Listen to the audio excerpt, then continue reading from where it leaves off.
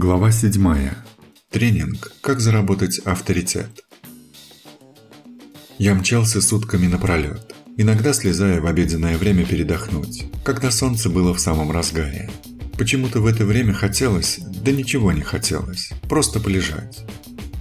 К городу подъехал ночью, ворота были заперты. Ничего не оставалось делать, как ждать утра. Утром заехал в трактир «Пьяный кабан», где меня встретил трактирщик Вец. Поприветствовав друг друга, принялся за расспросы, частично посвятив его в свои планы.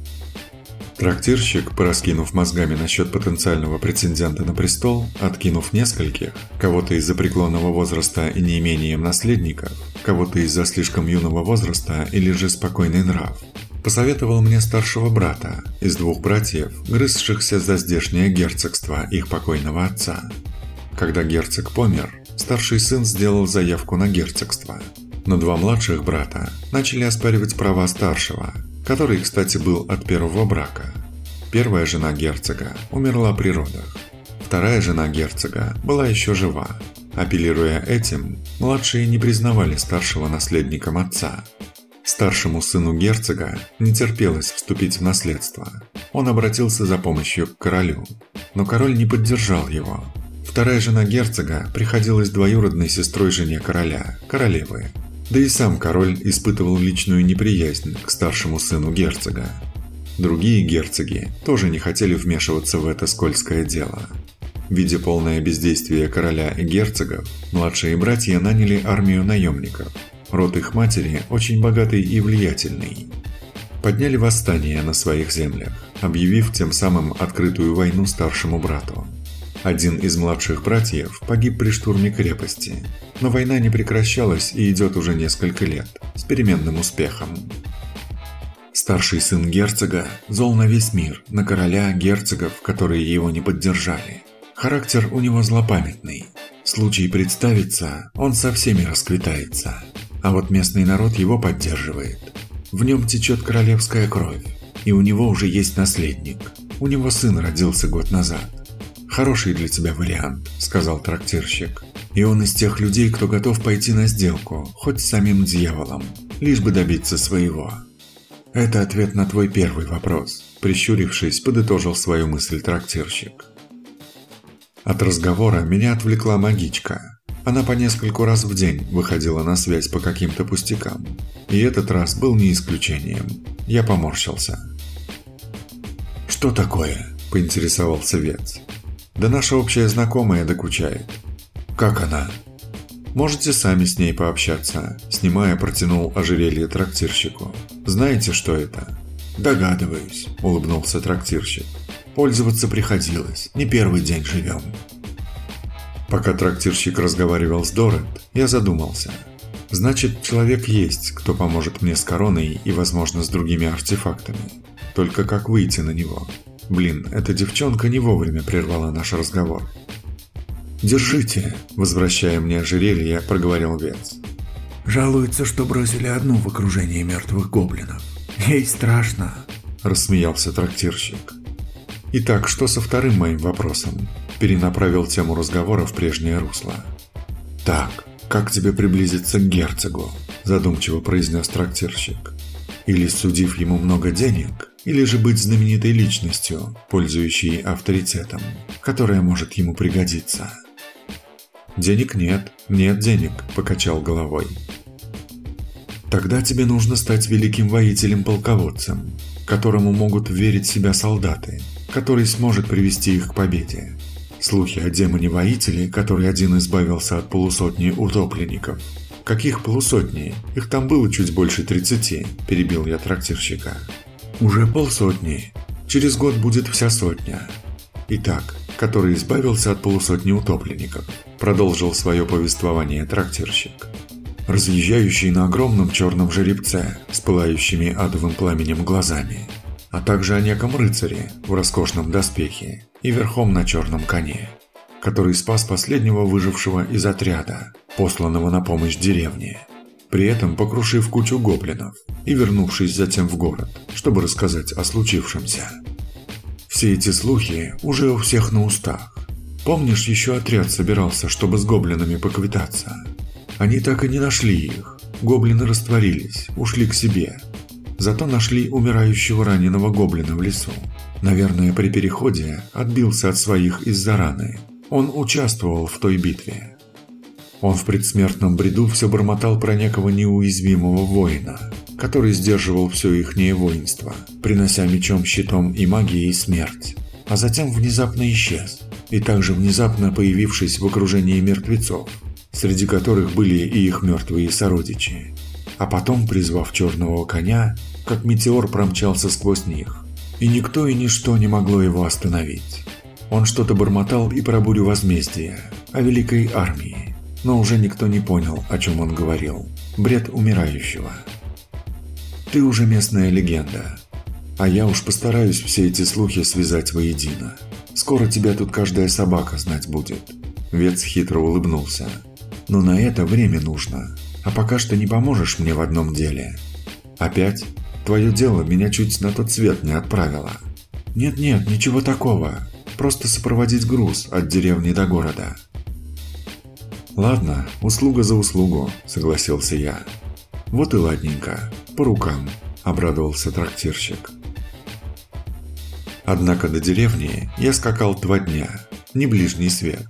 Интересно, сколько времени займет у меня возвращение в город с груженными повозками? Найдя местного лавочника, с которым трактирщик имел дело, отдал ему доверительное письмо с печатью, а также список необходимых вещей. Внимательно изучив письмо, время от времени бросая на меня взгляды, лавочник принялся за список товаров и, прочитав его, спросил: «А где остальные?» «Не понял, кто остальные?» – переспросил я. «Ваш отряд. Вы же не будете один сопровождать обоз?» «Ничего не знаю. Мне трактирщик сказал сопроводить обоз, и я тут. Я в этом деле новичок. Может, чего не понимаю? Он меня одного прислал». Лавочник впился в меня глазами. Наверное, подумал, что его разыгрывают. Повисло неловкое молчание. «Я на улицу пойду, осмотрюсь. Сколько вам надо времени на подготовку обоза?» «Завтра утром он отправится», – ответил лавочник. Вышел на улицу. Там меня явно поджидал мужчина лет 40. «Вы не могли бы уделить мне немного времени?» – обратился он ко мне. «Да, что такое? Вы ведь из города, за товарами приехали. Это самое, я староста деревни». «Да, за товарами, для трактира «Пьяный кабан», – подтвердил я. «А где ваш отряд?» – спросил староста. «Да что они заладили? Отряд. Я один его сопровождать приехал». «Как один?» – изумился старейшина. Затем словно нашел ответ на свой вопрос. Наверное, немного товара заказали. Очень жаль», – огорчился старейшина. «Тогда обозчику скажу, как в город приедет, чтобы нашел свободных наемников. Или, если хотите, как приедете в город, возьмите с собой ваших друзей и возвращайтесь сюда. Мы вам заплатим за работу». «Какую работу?» «В окрестностях появился тролль. Очень крупный. Никто еще не пострадал, но это вопрос времени. Напугал нашего пастуха, на пастбище задрал пару коров. Теперь он там частенько бродит. Теперь пасем в другом месте. Его видели недавно в окрестности деревни. Он все ближе и ближе к деревне подбирается. Как бы не было беды. Троллям все равно, коровы или люди». «Хорошо, передам в трактире кому-нибудь. Или попрошу хозяина на стенку ваше объявление повесить, если вы напишете». «О, спасибо. Жаль, что вы один. А так вы, если бы были не один. Пока здесь могли бы попутно и на тролле заработать. Что ж, пойду объявление писать. Занесу его лавочнику». Тролль. Что-то я читал о них. Не всю башню еще вынесла. Алло. «Чтобы ты потом меня в одного из своих мертвецов превратил и вечность мучил? Нет уж, спасибо. Я хорошая девочка. Из библиотеки не вылазию, мой господин». Ну да. Что ты знаешь о троллях?» «У него твердая кожа, очень твердая. Они большие и крайне агрессивные. Что еще? Высокий иммунитет к магии. Они одиночки, иногда двое, самец и самка. Зачем спрашиваешь?» «Да так, неважно», – отмахнулся я. «Да ну тебя, бука, бе!» Захотелось посмотреть краешком глаза на это существо вживую. Может, кто из местных покажет. Мои мысли, как всегда, бесцеремонно прервали. «Алло! Интересное слово. Что оно означает?» – раздался голос магички. «Это когда... В общем, не отвлекай меня. Хочу на тролля посмотреть». «Отруби ему голову и отвези в город», – не слушая меня, продолжала деловым голосом магичка. «Потом скажу, кому доставить. Шкуру тролля в замок привези. Сердце, печень, все внутренности. Я не знаю, тоже бы в замок надо. Или алхимикам продать. Кровь, про нее не забывай. Эх, жаль, меня там нет. Я бы там...»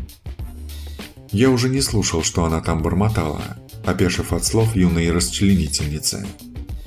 «Да я просто хочу на него посмотреть». Но меня, похоже, там уже не слушали, а лишь расчленяли бедного тролля и вовсю продавали его по частям. Оставив магичку с ее мысленным троллем, подошел к пареньку, подпирающего забор своей спиной. «Заработать хочешь?» – предложил я ему. «Да, хочу. Что нужно сделать?» – с готовностью отозвался пацан. «Хочу на тролля посмотреть. Знаешь, где он может быть? Можешь мне показать?» «Да, знаю. Мы с ребятами ходили смотреть на него, а потом всем влетело от родителей. Они запретили нам туда соваться», – замялся он. Потом, решившись: «Только если издалека могу показать, и родители не должны узнать». «Хорошо, договорились. По рукам», – согласился я. Паренек вывел меня за околицу деревни. Усадив его на лошадь, мы помчались в поисках тролля. Мальчишка показывал мне дорогу. Нашли его не сразу. Это было огромное существо, метров около 6, чем-то похоже на обезьяну, с мощными длинными лапами и здоровыми клыками, почти без шерсти, с сероватого цвета кожей. И мы наехали, точнее налетели на него на повороте, на всем скаку, в то время как он выходил из-за холма. Тролль зарычал громким рыком на всю округу, раскинув лапы, помчался на нас. Мальчишка завизжал. Навык «Темное копье». Сгусток темной энергии полетел в тролля и ударился ему в грудь. Тролль упал как подкошенный, подняв облако пыли. «В деревне кто-нибудь сможет помочь разделать тролля?» – спросил старейшину, который шел с листиком бумаги по направлению к лавке. Догадавшись, что это за листок, взял его из рук старейшины. Да, там было про тролля и про вознаграждение за его убийство. Мужчина недоумевающе посмотрел на меня. «Тролль мертв», показывая пальцем на развернутый листок, который держал в другой руке. «Кто-нибудь сможет его разделать? И, наверное, понадобится пару повозок для транспортировки тролля». До старейшины начало постепенно доходить. «Как мертв? Из-за чего?» «Из-за неправильной оценки ситуации и поспешных выводов», – ответил я. «Ну что, поможете мне его разделать?» «И это самое», – пальцем провел по строке про вознаграждение. Тролля обступила вся деревня. Специалисты по разделке и свежеванию принялись за дело. Затем, содрав шкуру и отделив голову, разделав его, обложив крапивой и еще чем-то, упаковали по бочкам. Кровь, органы и прочее. С помощью навыка «Заморозка» заморозил все части тролля, чтобы не пропали в пути. Погрузили все на повозки и поехали в деревню. Была уже глубокая ночь. Утром 5 повозок с товаром для трактира были готовы, и 2 я нанял для транспортировки тролля в город. «Теперь все понятно», – смотря на голову тролля, произнес лавочник. «Передавайте мое почтение хозяину пьяного кабана и счастливого пути». Попрощавшись, я с караваном выдвинулся к городу. По дороге извозчики рассуждали, что приобрести в городе. Доехали без происшествий, а босс остановился возле пьяного кабана. Увидев нас, на улицу вышел трактирщик. «Как добрались? И почему повозок 7? Откуда еще 2?» – спросил он. «2 мои». «А, ясно». Заглядывая в одну из повозок и увидав там голову тролля, протянул трактирщик. «Только не говори, что опять из-за моего поручения. Нет, это результат моего любопытства. Хотя вы отправляли меня одного, там поначалу все удивились». «А потом?» – спросил трактирщик. «Потом нет». «Ну вот видишь, смысл посылать отряд, только переплачивать», – усмехнулся Вец. Начали подтягиваться зеваки и посетители трактира, посмотреть на тролля. Все шептались и переглядывались. «Это он, тот самый, да-да, он!» – раздавались голоса в толпе. Трактирщик хитро подмигнул. Да, свою часть работы он тоже выполнял. Народу прибавило. Вец, взобравшись на повозку, снял с нее тент, и голову видели все. Надоев позировать, попросил трактирщика заняться пристройкой частей тролля. Направился в трактир, в свою комнату. Люди предо мною расступились, давая пройти. Поднялся к себе в комнату.